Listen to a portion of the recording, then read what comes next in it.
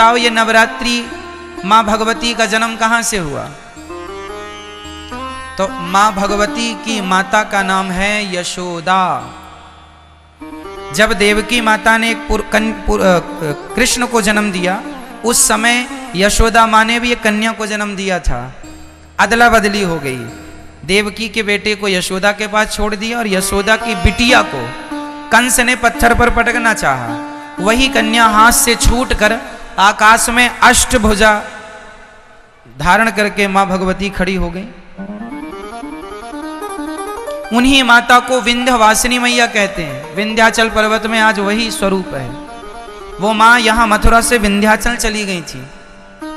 ये दास अनिरुद्ध ने विंध्यवासिनी मैया का भी दर्शन किया है।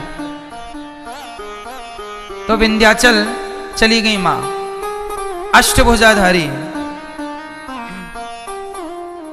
अब भगवान ने कहा, देवी जाओ, मैं जन्म लेने वाला हूं, तुम भी जन्म लो, तुम्हें 9 नाम से लोग जानेंगे, पहचानेंगे। वही विंध्यवासिनी मैया को, वही दुर्गा को, वही शक्ति को आज नवरात्रि के नाम से 9 देवियों के नाम से पुकारा जाता है। वही ये माँ यशोदा की बेटी है, जिसे कंस ने पत्थर पर पटकना चाहा और वो हाथ से छूटकर आकाश में जाके अष्टभुजाधारी।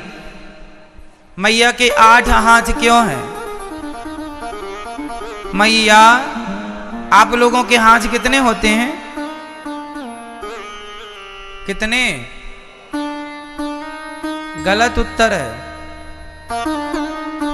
इस धरती की प्रत्येक स्त्री के हाथ 8 ही होते हैं। आपके भी 8 हाथ है। सच्ची बताएं, आप लोग अपने आप को जानते ही नहीं। आपका परिचय आपको ही नहीं पता। आपके अष्टभुजा आज भी हैं। देखो ना कैसे एक पत्नी अपने पति के लिए दोनों हाथ बढ़ाती है। पति कहे कि नाश्ता बनाओ, तुरंत पति ऑफिस जा रहा है, तुरंत नहा धो करके तैयार हो गई पति के पहले और नाश्ता बनाने लगी, चाय बना। तभी ससुर जी ने आवाज लगाई, अरे बहू, चश्मा कहाँ है? तुरंत नाश्ता को छोड़कर अपने पति की सेवा के लिए खड़ी थी, पर ससुर की आवाज पर दौड़ पड़ती है, ये ससुर जी, ये चश्मा आपका है। एक नारी को तभी उसके बेटे ने आवाज लगाई, माँ हमारा टिफिन कहाँ, हमारा बैग कहाँ? तुरंत माँ दौड़ पड़ती है अपने बच्चे के लिए, ये तेरा टिफिन है, ये तेरा बैग है, स्कूल जा।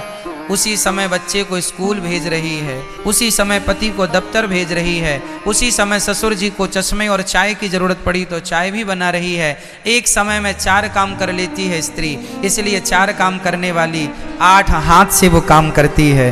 पूरे गृहस्थी की जिम्मेदारी इन 2 हाथों से थोड़ी होती है।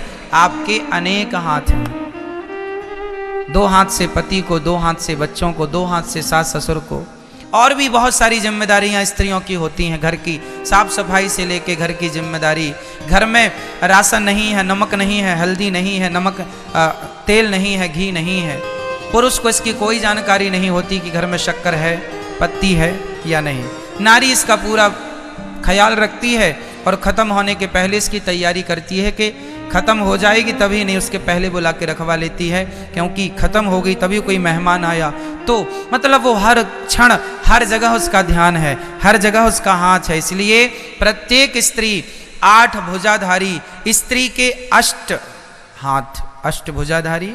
और बैठी किस पर है? अच्छा, 8 हाथ इसलिए भी हैं स्त्री के, अर्थात माता रानी के। कई लोग कहते हैं ये दुर्गा मैया के 8 हाथ क्यों हैं? अरे भाई, दुर्गा मैया के 8 हाथ इसलिए हैं क्योंकि दुर्गा माँ है। किस किस की माँ है? माँ सबकी माँ है। 4 बच्चों की दुर्गा मैया के 4 बेटे हैं। माँ भगवती के कितने बेटे हैं? दुर्गा मैया मैं बोल रहा हूं तो दुर्गा में सभी माताएं आ गई। लक्ष्मी जी, सरस्वती जी, पार्वती जी, सब एक ही तत्व। इस बात को हमने कल समझाया था, अब एक ही बात को बार बार नहीं समझाएंगे। दुर्गा मतलब लक्ष्मी, दुर्गा मतलब पार्वती, कुछ भी शक्ति एक है। श्री मतलब लक्ष्मी, ठीक है। तो माता जी के हम 4 बेटे हैं। हम कितने भाई हैं? 4 भाई। कौन कौन से भाई? पहला भाई ब्राह्मण, फिर क्षत्रिय, फिर वैश्य, फिर शूद्र। हम 4 भाई हैं। 4 भाइयों में बड़े भाई कौन? ब्राह्मण, फिर क्षत्रिय, फिर वैश्य, फिर शूद्र। हम चारों एक ही पिता की, एक ही माँ की संतान है। माँ दुर्गा कहती हैं मेरे 8 हाथ इसलिए हैं क्योंकि ये हाथ मेरे नहीं, मेरे 4 बच्चों के ही मेरे हाथ हैं। ये 4 बच्चों को खड़ा किया जाए तो 8 हाथ होते हैं ना। और माँ कहती हैं कि तुम चारों ब्राह्मण, क्षत्रिय, वैश्य, शूद्र, तुम जिस दिन संगठित हो जाओगे उस दिन तुम शेर की भी सवारी कर लोगे। क्या मजाल किसी की कि तुम्हारी तरफ कोई आंख उठाकर देख ले। लेकिन तुम तो बटे हो ना आपस में, जातवाद में, इसलिए लोग आके हम पर हुकूमत करते हैं। हमें कहीं कोई लूट ले जाता है, कोई हमें गुलाम बना लेता है ना। आक्रांता के लूट गए, गुलाम बनाया। क्यों? क्योंकि हम लोगों को आपस में लड़ने की बीमारी है। हम लोग तो इस बात पे लड़ते हैं, अरे हम ब्राह्मण हैं, हम क्षत्रिय, हम वैश्य हैं, शूद्र हैं। अरे पगले, तुम चारों एक ही बाप की संतान हो। ये झगड़ा करने को कहा किसने? वेदों में तो कोई झगड़ा नहीं है। वेदों में तो ब्राह्मणोश्य मुखमासीद बाहु राजन्यः कृतः ऊरु तदस्यत वैश्यः पदभ्यां शूद्रो अजायत। एक ही वेद में एक ही जगह पर चारों की उत्पत्ति बताई है, एक से, श्रीमन्नारायण से, ब्राह्मण, क्षत्रिय, वैश्य, शूद्र। हम चारों एक हैं। कोई छुआछूत हमारे भारत में नहीं है। लेकिन आज के कुछ मूर्ख लोग छुआछूत की भावना भी रखते हैं। क्या भगवान श्री राम ने छुआछूत रखी शबरी माता से? शबरी माता भी तो कोल भीलों की बेटी हैं। क्या राम जी ने छुआछूत रखा? नहीं जी। जब भगवान छुआछूत नहीं रखते तो हम कौन होते हैं? परमात्मा की मर्यादा का उल्लंघन करने वाले। इसलिए इंसानियत से प्यार करो, इंसानों से प्यार करो, जो सनातनी है उनसे प्यार करो, जो आपके अपने हैं उनसे प्यार करो, और एक दूसरे की तरक्की से प्रसन्न रहो। ये नहीं कि वो तरक्की क्यों कर गए तो आप जलने लग जाओ, कोई फायदा नहीं। हमें प्रसन्न रहना चाहिए कि हमारा अपना है। और जातवाद का जहर घोल दो मेरी माँ, अर्थात नष्ट कर दो जातवाद का जहर, खत्म कर दो। नहीं तो ये जातवाद का जहर घोल घोल के आपस में हम लोगों को लड़ा लड़ा के, और आक्रांताओं ने सोचिए कितने 100 वर्षों तक राज्य किया। 700 साल तक गुलाम रहा भारत। कुछ अंग्रेजों से, कुछ मुगलों से गुलामी की हमने। क्यों गुलामी की? क्योंकि वो यही कहते थे फूट डालो शासन करो। आपस में लड़ाते थे हम लोग, जातवाद पे लड़ते। बड़ा राजा, अरे मैं क्षत्रिय हूं, छत्री छत्री लड़ जाते थे आपस में। यदि भारत के राजा आपस में लड़े ना होते ना तो क्या मजाल किसी की कि भारत की तरफ आंख उठा के देख लेता। विडंबना तो ये थी कि हमारे अपने लोग लड़ते। झांसी की रानी पर अंग्रेजों ने जब कब्जा कर लिया, झांसी के किले पर, तो क्यों कर लिया? क्योंकि झांसी की रानी के अपने कुछ मंत्री गद्दार हो गए थे। उन्हें बता दिया कि यहां से आओ, ये तैयारी लो। जयचंद्र जैसे लोग यहां पाए जाते हैं। भारत में कहते हैं ना दूसरों से लड़ा जा सकता है मेरी मां, अपनों से नहीं लड़ा जा सकता। एक कुल्हाड़ी ने जंगल काटना शुरू किया तो एक पेड़ ने कुल्हाड़ी से कहा, अरे कुल्हाड़ी हमें क्यों काटती है, हमने तेरा क्या बिगाड़ा है? पेड़ ने, वृक्ष ने कुल्हाड़ी से कहा, अरे बहन कुल्हाड़ी तूने पूरा जंगल उजाड़ दिया, हमारे पुत्र पौत्रादि सारे बच्चों को तूने नष्ट कर दिया। कुल्हाड़ी बहन हमने तेरा क्या बिगाड़ा है, तू हमें क्यों काट रही है? कुल्हाड़ी ने मुस्कुराते हुए कहा, पेड़ भाई साहब मेरी क्या ताकत थी कि मैं तुम्हें काट सकती थी, तुम्हारे अपनों ने ही मेरा सहयोग किया है, इसलिए मैं तुम्हें उजाड़ रही हूं, तुम्हें काट रही हूं। कैसे? अरे कुल्हाड़ी में लकड़ी का हिस्सा होता है, देखा होगा, डंडा लकड़ी का। अरे जंगलों को काटने का किस्सा ही ना होता यदि कुल्हाड़ी के पीछे लकड़ी का हिस्सा ना होता। क्या बताएं, अपनों ने लूटा है हमें, गैरों में कहां दम था।